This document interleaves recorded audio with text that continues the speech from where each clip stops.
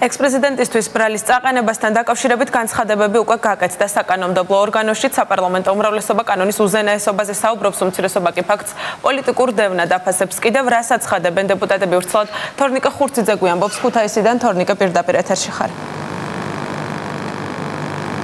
საპარლამენტო უმრავლესობა კანონის თანასწორობაზე საუბრობს. მართულ გუნდში აცხადებენ, რომ თუკი არსებობს კითხვები ყოფილი პრეზიდენტის მიმართ, ამ კითხვებზე უნდა იყოს პასუხი გაცემული. საპარლამენტო უმცირესობა კი პოლიტიკურ დევნაზე ამახვილებს ყურადღებას ნაციონალური მოძრაობაში მიხეილ სააკაშვილისთვის ბრალის წაყენებას რუსეთის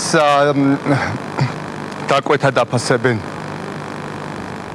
არავინ კანონის წინაშე არ არის პრივილეგირებული, თუ ვინმე ჩაიდენს დანაშაულს, არა აქვს მნიშვნელობა ვინ იქნება ეს, რა თანამდებობის პირი, თუნდაც ეს იყოს პრეზიდენტი, მან უნდა პასუხი აღოს კანონის წინაშე.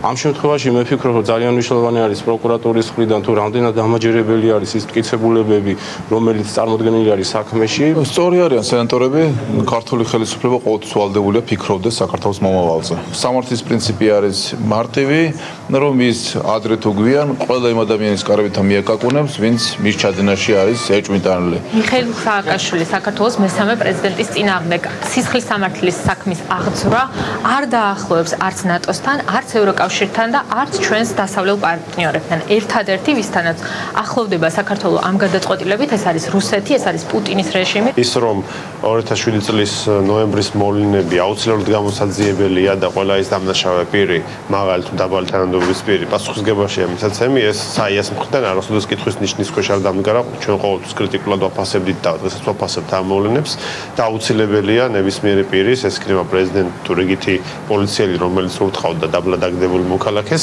რომ მათი პასუხისმგებლობის საკითხი გამოიკეთოს. იურიდიულ საკითხთა კომიტეტის ხდომაზე კი უკანონო მოსმენებთან დაკავშირებით ცვლილებათა პაკეტის უკვე მეორედ განხილვა მიმდინარეობს. კვლავ ღიად რჩება მუხლი თუ ვის უნდა კონდეს ცდომა მოსმენებზე, ანუ ვის ხელში უნდა იყოს ეგრეთ წოდებული გასაღები შინაგან საქმეთა სამინისტროს თუ მობილური ოპერატორების.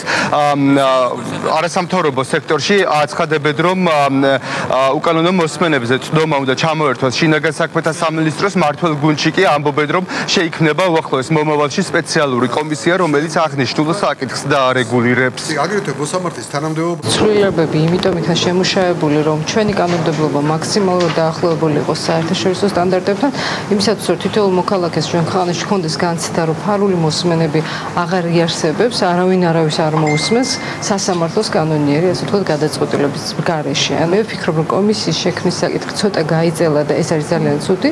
ამასთან დაკავშირებით კომიტეტზე დავსვამ შეკითხვებს კონკრეტულად, როდის იქნება მისი შექმნა. არსებობს რისკი, რომ სასამართლო სანქციის გარეშე მოხდეს და გაგრძელდეს მოსმენები. ამიტომ ჩვენ გვინდა ესე დავაზღვიოთ და ამ კუთხით იურიდიულმა კომიტეტმა გამოსავლად ჩათვალა ის, რომ შეიქმნება კომისია და ნოემბრამდე ეს კომისია შეიმუშავებს შესაბამის რეკომენდაციებს და ამ რეკომენდაციების მიხედვით გადაწყდება ეს საკითხი. პარლამენტში საკომიტეტო მოსმენების შემდეგ 3 საათზე უკვე რიგ გარეშე სესიაა ჩანიშნული.